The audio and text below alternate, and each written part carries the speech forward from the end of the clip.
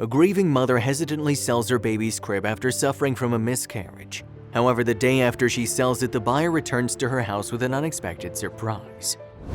Grace had always dreamed of becoming a mother. While her friends and colleagues were mostly focused on climbing up the career ladder, she had no interest in this and simply wanted to live a simple life with a family she'd built with her spouse. When she discovered she was pregnant, she and her husband George excitedly started shopping for the baby's nursery. They made sure everything was fit for their coming bundle of joy. They painted the room themselves, bought the best baby items, and chose the most special wooden crib for the baby. While George was busy working during the day, Grace put her heart and soul into arranging and decorating her baby's room. She wanted everything to look straight out of a magazine, so she splurged on her baby's crib and matching hotel standard linens. Unfortunately for Grace, one day she woke up in excruciating pain. She thought she was going through preterm labor, so she and George rushed to the hospital, where she was immediately brought to the neonatal intensive care unit. "What's happening, doctor? I'm only 23 weeks pregnant. I can't possibly be giving birth, can I?" She cried, still in pain. A part of her already knew what was happening, but she didn't want to admit it to herself. The doctor had a worried look on her face, as if she was going to say something terrible.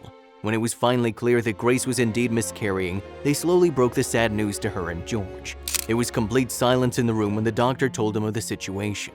After a couple of seconds, a loud scream came from Grace as the news finally started to sink in. "It can't be. Why is this happening? Be sure you can still do something about it, doctor. Please do everything you can." Grace tried to stand up from the hospital bed as George, also in tears, attempted to restrain her and stop her from moving too much. "I'm sorry, Grace, there's nothing I can do," the doctor apologized. That night, Grace and George didn't sleep a wink. They cried their hearts out together, mourning the loss of their unborn child. Silence and despair filled the walls of their home for a long time. They couldn't bear entering the nursery and tried to avoid it as much as possible. Only after half a year did George and Grace decide to talk about what to do next. After their expenses piled up due to their trip to the hospital, George asked Grace if she was willing to sell some of the things they bought for the nursery. "I understand you want to wait a while before we start trying for a kid again," George calmly told his wife. "The things we bought might not be suitable for our baby by that time. What do you say we sell these first and buy new things for our little one again next time?" he asked. Grace hesitated for a while. The nursery was something she put a lot of thought and effort into, yet she also acknowledged that seeing it every day always broke her heart.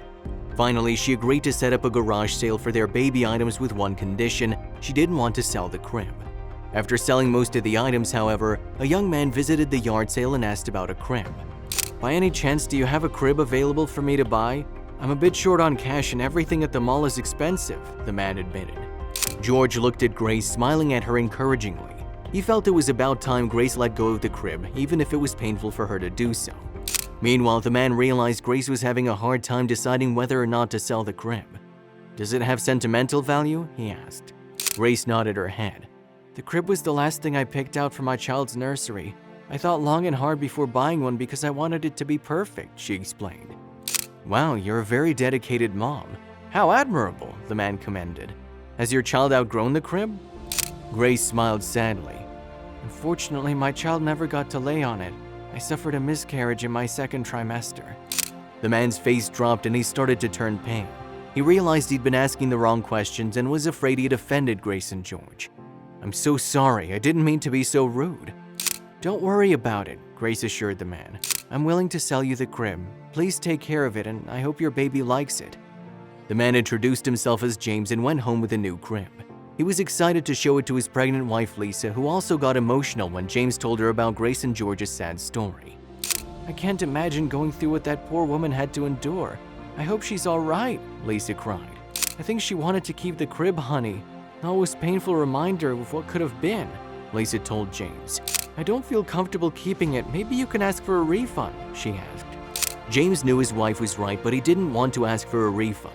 Instead, he decided to do something for George and Grace. When his wife fell asleep that night, he stayed up and worked in his garage. Before he knew it, the sun was up. Satisfied with what he was working on, he loaded it into the trunk of his car and told his wife he'd be right back. James went straight to George and Grace's house, where he surprised them with a visit. "What brings you here, pal?" George asked. "Anything wrong with the crib?" James shook his head. "No, but I have something for you. It just didn't feel right taking your crib, knowing it meant a lot, especially to your wife." Curious, George and Grace walked closer to James and where he was preparing to unlock the back of his car. When the trunk opened, Grace gasped. It turned out that James was a carpenter, so he was very good at building things.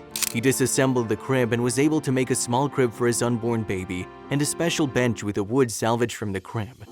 "I know how painful it must have been to see the crib every day," James told the couple. "I wanted to create something out of it so you can be reminded of your little angel daily." Grace was in tears. She never expected the kind gesture from a stranger. "Thank you," she cried. "Now I have a piece of my son with me every day without having to see the empty crib. I can now enjoy his memory in peace." If you liked the video, please give it a thumbs up and consider sharing it with someone who may find it interesting. Thanks for watching, and I'll talk to you in the next one.